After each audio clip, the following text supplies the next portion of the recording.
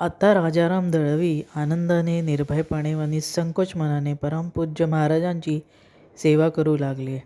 महाराजांच्या सानिध्यात दिवस कसे भराभर निघून गेले हे कळले देखील नाही.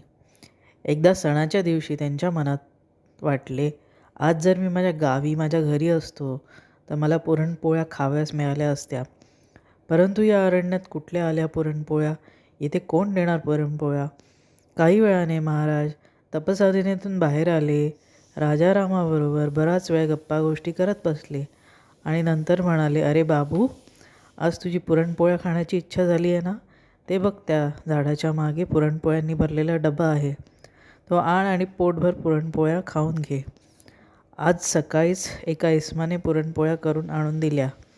राजाराम झाडाच्या मागे जाऊन बघून खात्री केली. खरोखर पुरणपोळ्यांनी भरलेला डबा होता.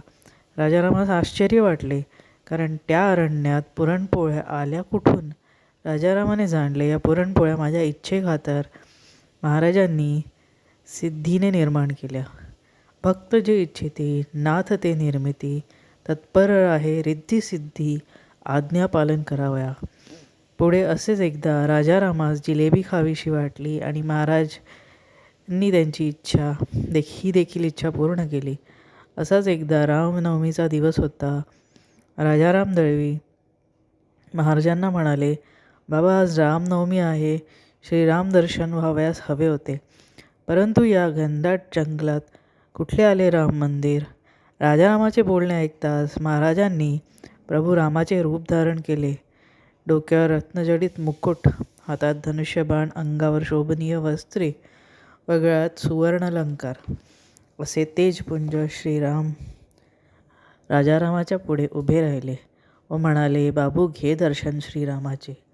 राजारामाने श्रीरामांचे चरणस्पर्श करून दर्शन घेतले व दर्शन घेऊन पुन्हा वर पाहतात तो महाराज आपल्या पूर्व रूपात उभे होते. असेच एकदा हनुमान जयंतीच्या दिवशी महाराजांनी राजारामास हनुमानाच्या रूपात दर्शन देऊन त्यांची ती देखील मनीषा पूर्ण केली.